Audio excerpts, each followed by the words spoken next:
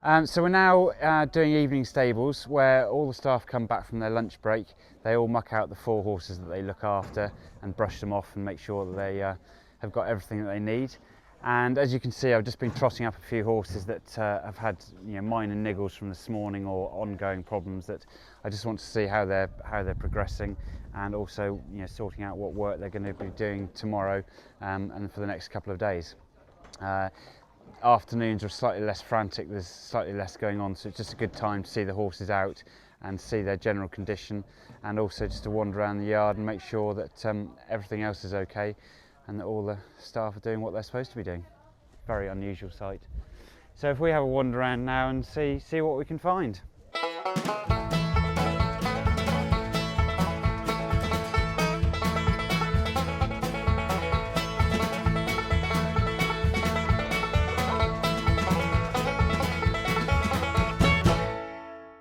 Captain Chris. Shelley looks after him. So as you can see, he's very relaxed and very happy at being brushed off and made to feel comfortable for the evening. And as I say, Shelley's going right over his whole body, making sure that there's no nicks, cuts, anything else that untoward. Also, the head girls will be just checking their backs through here. Obviously, and you can get sore backs, which we're trying to avoid. It's actually a lot easier having the same owner with wishful thinking and him than it would be if they were 2 different owners, because obviously Mr. Whately would be happy for 2 horses to run in the same race. If on the off chance they happen to finish first and second, then it's much easier for Mr. Whately to finish second to another of his horses than it would be for someone else to finish second to another of our horses. So that's not really an issue. I just think at Sandown the other day, I thought he jumped novicely. I thought all he did was stay up the hill, and I thought further than 2 miles would suit him. Richard has a different opinion. He thinks the faster they go, the better he'll jump. So we don't need to make any decisions yet. Ground is a minor issue. If it came up very soft, then 2 miles would probably suit him better than further. If it's better ground, which it invariably is at Cheltenham these days, then a little bit further won't hurt.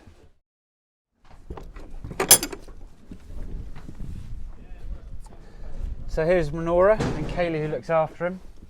So Kaylee mucks him out first thing in the morning, and then is back this afternoon to brush him off and look after him, muck him out, make sure he's got everything that he needs for his five-star living. And as we've said before, Menorah's in really good form. He has worked again this morning and couldn't be happier with the way things are going. He won't school now. He'll probably have a couple of schools over hurdles before he goes to Cheltenham. But no, a couple more pieces of fast work and we're there, hopefully. So the most important thing is to keep him in one piece and as I say, get him there as well as he possibly could be. But as you can see in his coat, he's looking really well in his coat. Slightly difficult to see in these boxes because they're a little bit darker. So Kaylee's just brushing him off now and looking after him. So you're looking forward to going to Cheltenham, Kaylee? Yeah. Good. Nervous? A little bit. Will you win? Yeah. So there.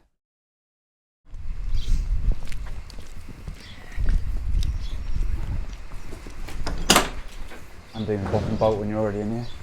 So this is Planet Sound, and Carol hiding away in there.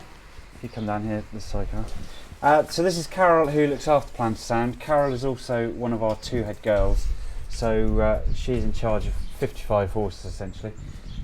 So very important member of staff. So Carol looks after Planet Sound, so we'll be leading him up when he runs in the Gold Cup on the Friday. And Carol's been there several times before. Rooster Booster was the best horse you took there, wasn't he? Yeah. Which was a fairly incredible day. Well, several incredible days with him. Yeah. And top horses like that don't come along very often. And just luckily, we've got several that are going to Cheltenham this year with very good chances. Planet Sound was disappointing when he ran in the King George last time, but mainly due to a wind issue, which hopefully we've had sorted since. And he's just started back cantering, and we've got time to get him ready for Cheltenham. Carol rides him every day, and so far so good. He's well, isn't he? He's very good. No, Punchdown was obviously the best race of his season, and that was absolutely fantastic. And we were just saying about Carol looking after Planet Sound and Rooster Booster, two very, very different horses. Rooster Booster had to get from A to B as quickly as possible, and whatever got in his way. Planet Sound is, well, relatively straightforward compared with him, isn't he? Definitely, yeah. Although Rooster Booster in the stable was a very, very quiet. My children used to come and sit on him, didn't they? Yeah. But you wouldn't put my children on him on the gallops. He was very, very fast, very, very keen. Used to pull my arms out every day, and Leighton beginners before I started riding him. So, but this chap's very straightforward, very easy, very nice character to have anything to do with. On his Punchestown form, he'd have a very good each way chance. I think he needs to run to his very best, and one or two of the others need to slightly underperform for him to be winning a Gold Cup. But at the end of the day, he's a horse that's certainly earned his right to run in the race, and it's just a question of what happens on the day, and hopefully everything going right for him, and one or two jumping errors from the others or what have you could see him running into a place. And it's not every day that you get the opportunity to run in the Gold Cup with a chance, and it's very difficult to place him in other races anyway, so why not have a go?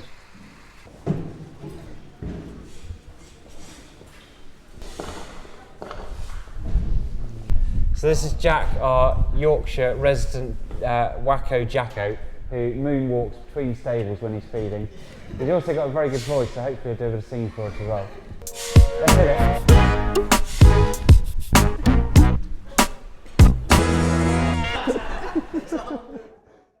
So this is Laura, who looks after them, Ravenstorm. He's had a very good season. He'll hopefully run the Supreme Novices. He's got a reasonable each way chance in that. Q Card, who's the sort of 9-4 favourite in the anti-post betting, is a very deserved favourite, and he actually beat him at Cheltenham fairly convincingly earlier on in the season.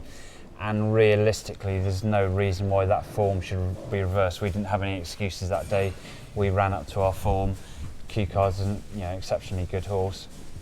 If he were to run in the Champion Hurdle, then it's one less for us to beat in the Supreme Novices, but I would be surprised if they didn't. He's 9-4 favourite for the Supreme Novices, and I don't know what price he is for the Champion Hurdle, but I think if Q Card were mine, I'd be running the Supreme Novices. And as I say, there's no reason really why we should reverse the form with him, although we're very happy with Ravenstorm, and he's again has every right to be running in the race. But there's several horses in there that have got better form than him. Earlier on in the season we've had a bit of a break just waiting for some better ground, and he worked this morning, worked very nicely, and everything's going well. We've got Dream Alliance up here.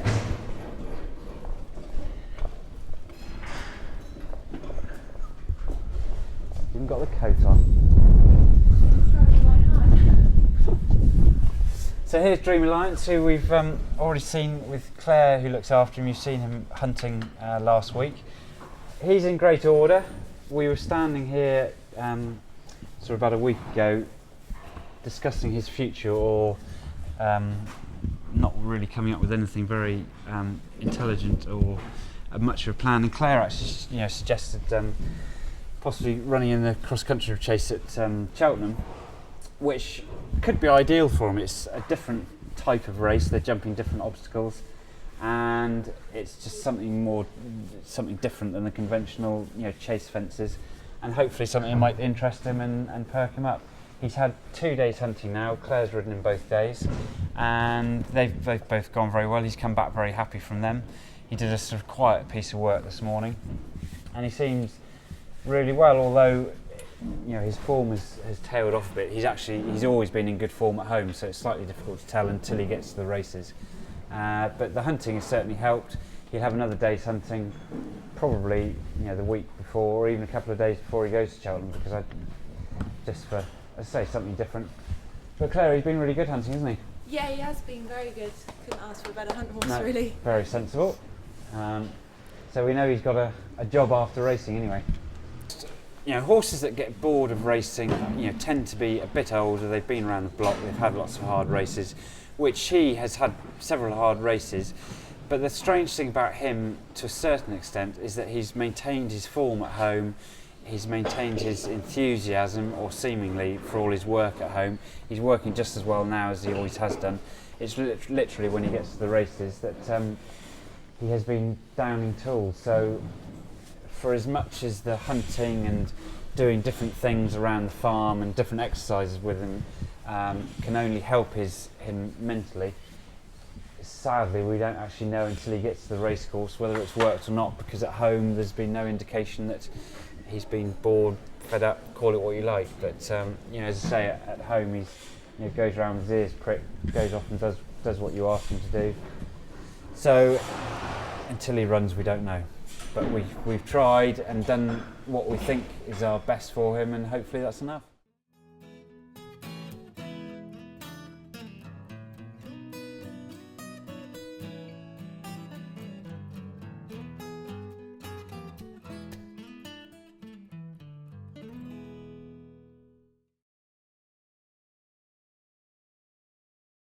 Wake up, Maggie, I think I got something to say to you.